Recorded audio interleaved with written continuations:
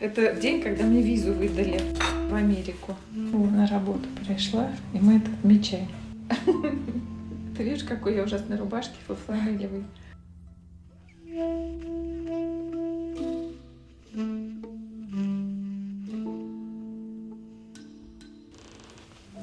Наша первая елка в Кливленде.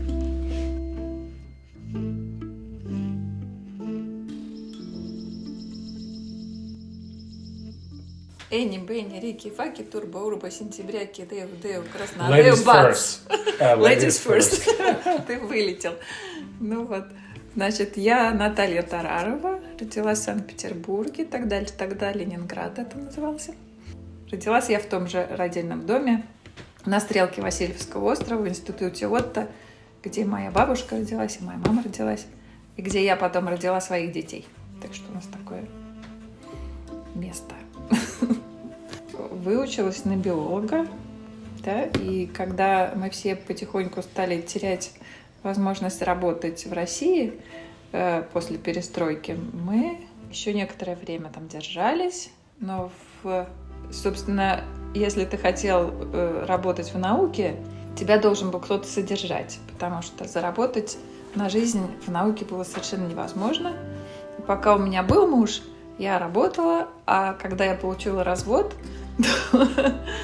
я оказалась совершенно без средств к существованию и без поддержки даже самых близких друзей, потому что все эти друзья работали уже за границей к тому времени. The last three general secretaries of the Soviet Union before Gorbachev took power died successively between 1982 and 1985. Brezhnev, Andropov, and Chernenko. Perestroika, reconstruction, and glasnost, openness, were radical policies that, while they brought open borders, blue jeans, and Bon Jovi, dismantled the Soviet state-run economy and led to disastrous financial hardships, job loss, and material shortages. Many moved abroad to find work and stability. Я написала всем e-mail, что ребята, ищу работу, и мне мои друзья нашли работу в Чикаго. И в 2000 году я перебралась. И в 2001 я своих детей сюда перевезла в Америку. Ну и с этого начался вот такой период американской жизни. В общем, не жалеем. Антошек, расскажи про себя. Very briefly. My name is Anton Komar. I was born in Moscow, Russia. Well, back at the time, Soviet Union, in 1963. My mom was a biochemist, my dad was a nuclear physicist. And first time I came in US and visited US in 1995. I was attending a conference at NIH, National Institute of Health. And at that time I was working in Europe. Ой, я родилась достаточно давно. Родилась я в Москве. Отец у меня был врач и работал главным врачом в детской нервно-психиатрической больнице. А мама работала в институте рыбного хозяйства и океанографии. Потом началась война, и вся жизнь встала вверх дном, как говорят. В 1941 году мы поехали в Астрахань. И там мы прожили 3 года. Я, мама, моя старшая сестра София и няня или бабушка. Operation Barbarossa, the largest land offensive in human history, was Hitler's invasion into the Soviet Union, and its failure ultimately decided the fate of Nazi Germany in World War II. My grandmother, along with 16 million other Soviet civilians, was displaced from her home by the age of 3. In mid-October 1941, Joseph Stalin ordered the evacuation of government and industries from Moscow. My great-grandmother, a member of the privileged elite by way of her status as a scientist, was evacuated with her mother and children via her state institute. Even so, my grandmother, the youngest of 2 daughters, became so malnourished during the next 3 years that she lost the ability to walk and almost entirely forgot her father, who stayed behind in Moscow. Until their return from Astrakhan in 1944, there are no photos of my grandmother or her family.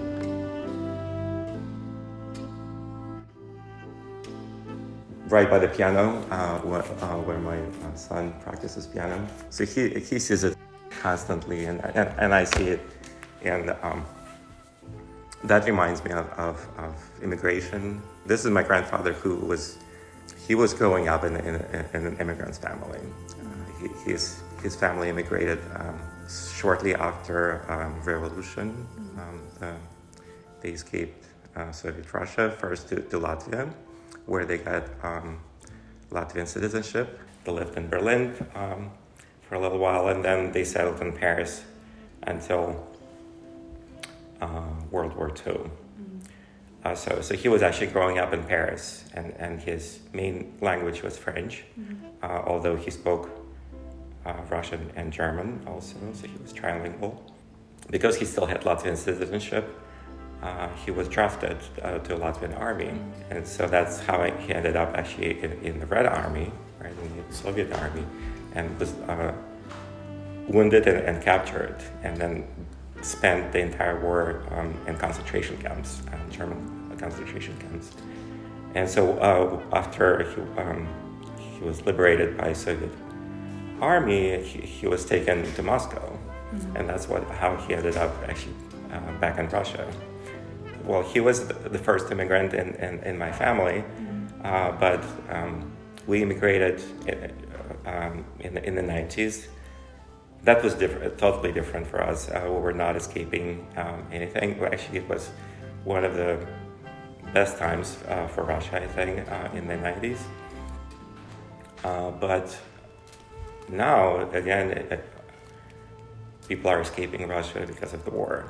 So it's kind of ironic that my family is again experiencing this. My sister's family left Russia in March of last year, and they went to Latvia again, and are trying to get Latvian citizenship again based on the fact that their grandfather had that Latvian citizenship.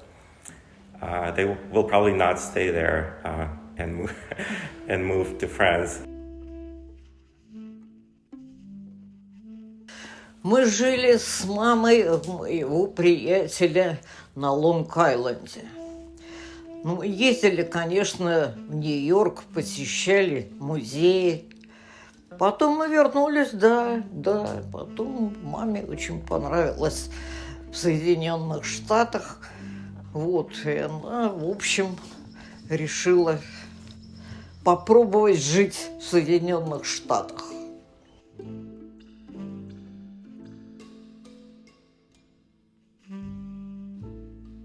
В Штатах поразила доброжелательность. Я работала почти 9 лет в Ельском университете и не встречала никаких, так сказать, вот ты русская там или так далее. Никогда таких не было. Ну, дома я себя, конечно, не чувствовала, когда я приезжала. Дома у меня было много приятелей, была знакомая работа, знакомая. Там я занимала достаточно высокую позицию. Но здесь мне было интересно именно в качестве экспериментов.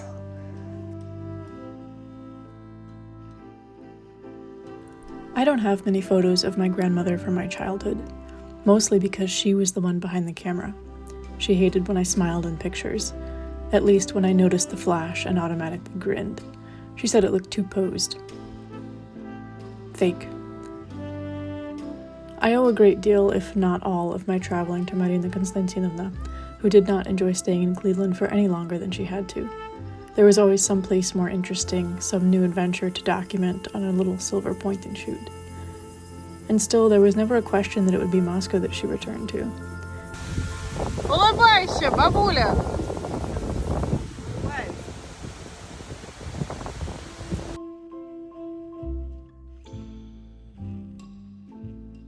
Фотоаппараты появились уже в нашей семье достаточно поздно.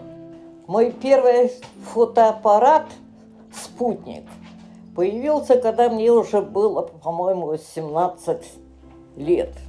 И когда Мне его купили, когда мы с университетом ездили в Казахстан поднимать целину. In 1953, Nikita Khrushchev proposed the Virgin Lands Campaign, Освоение целины, reclamation of Celina, the plowing and cultivation of 13 million hectares of previously uncultivated land to address the agricultural crisis the Soviet Union was facing. Instead of offering incentives to peasants already working in the Volga Banks, northern Caucasus, western Siberia, and northern Kazakhstan, Khrushchev recruited thousands of university-age workers, advertising the opportunity as a socialist adventure for Soviet youth.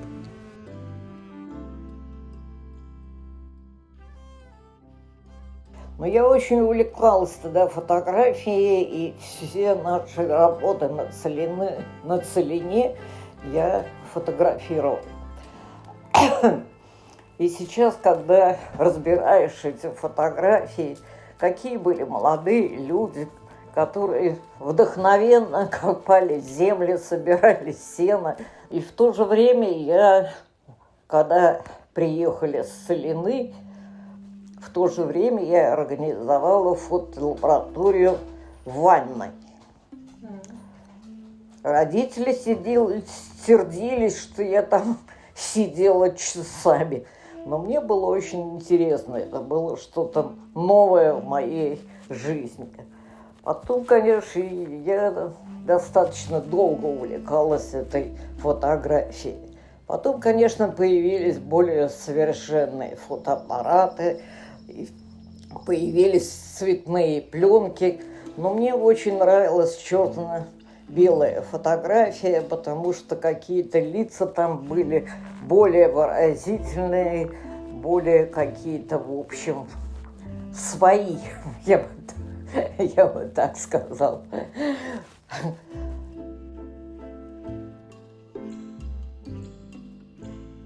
As far as I'm concerned, I may not be right. There was always a shortage of the good film and good actual paper for printing of colored pictures. And that's why I think they were not that widespread.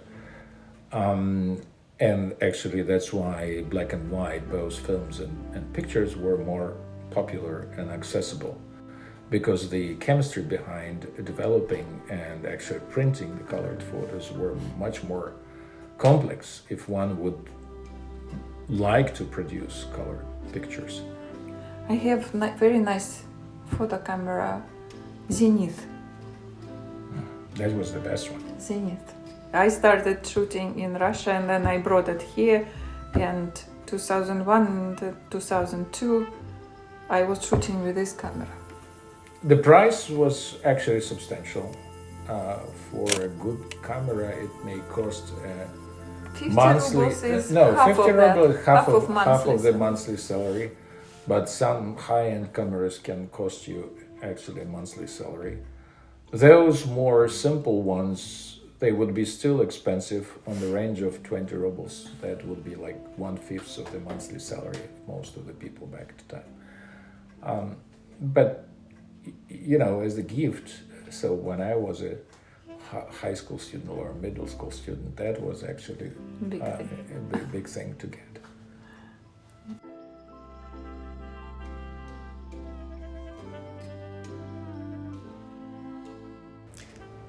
I have an older sister, right? So she's two years older than me.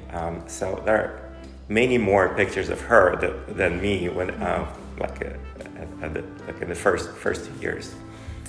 So almost no baby pictures of me. With now it's actually the opposite, right? So the next child I have, the more pictures of him or her I have, because it becomes more easier and easier to take pictures. But you're right. You take a lot of them, and most of them you just don't see anymore, right? They're somewhere. You don't have time to go through all of them. But do you post your pictures? It doesn't have to be for other people, right? If you post it for yourself, right, then you select this particular shot, right? So that's one way to actually think which picture I value more, right? And some, I have friends who still develop film and print pictures and then post them so we can see them too, which I really appreciate.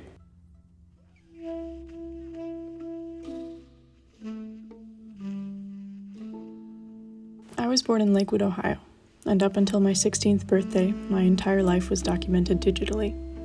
Until I was 13 and visiting my grandmother in Moscow, I had never seen half of these photos, bundled away in boxes halfway across the world. Until I was 15, I had never seen any photos of my mother before she moved to the United States. When my grandmother arrived in Cleveland in March 2022, she brought an album with her. No one knew when and if she would be going back. She was trying to protect the memories that she had. I think the phrase is, trends are circular. Just like low-rise jeans and chunky sneakers, after the Polaroid fad died down, disposable cameras made an entrance, which opened the door for analog photography. And for irony's sake, that's a film photo of me taking pictures on my iPhone. My 16th birthday is documented on a disposable camera, but it was a while until I gave in and bought myself a cheap blue plastic analog one on eBay. The 6 months that I spent using it have become immortalized in slightly grainy photos. Proof of life before Russia's invasion in Ukraine. One of my good friends fell in love with that camera, and I bought him a matching red one for New Year's. In January of 2022, his request for a visa extension was denied, and his family moved back to Kharkiv, Ukraine. Less than a month later, they became refugees. Watching armed tanks via satellite footage was ironic when compared to the black and white film and cheap Kodak I had sent Anton back with. When I called him after he got to Warsaw, he jumped up to show me that little red camera sitting on his dresser. I only took what was most important to me. I've taken a few roles since then, but I haven't developed them. There is something about the simplicity of what I have, plastered on my bedroom walls, that I know cannot be replicated. The people in those photos, including myself, have changed. Those versions of ourselves, before, are preserved in printed memories of Rogers Road and birthday parties and homecomings. I have made new memories that I am incredibly grateful for, but the nostalgia of that time, much like what I see in the faces of my great-grandparents, my 20-year-old newly New Yorker mother, and her first students, is sometimes overwhelming.